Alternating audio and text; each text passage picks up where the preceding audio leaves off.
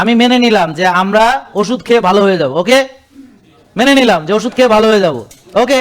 তাহলে এখন বলেন কারা ওষুধ খেয়ে খেয়ে ডায়াবেটিস মুক্ত হয়েছেন? একজন আসেন এখানে যে ওষুধ খেয়ে আমি ভালো হয়ে গেছি, আমার এখন ডায়াবেটিস নেই। তাহলে আপনি এই চিকিৎসা করাচ্ছেন যেটার একটি উদাহরণও নেই যে একটা লোক অন্তত ভালো হয়েছে। একটা উদাহরণ যদি দেখাইতে পারেন on a single piece in the world, কেউ পারবেন না। কারণ তারা 6 বেলা খেতে দেয় একটা ডায়াবেটিস রোগীকে, 6 বেলা খেয়ে ডায়াবেটিস ভালো তো হবেই না, শুধু দিন দিন বাড়বে এবং আস্তে আস্তে আস্তে আস্তে সে ইনসুলিনে যাবে।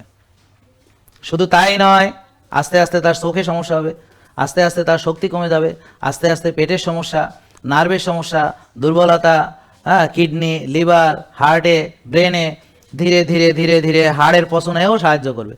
আস্তে আস্তে গিরাগারা ক্ষয়, ব্যথা বেদনা, এইভাবে ইত্যাদি ইত্যাদি, sufferings sufferings sufferings sufferings sufferings, more sufferings.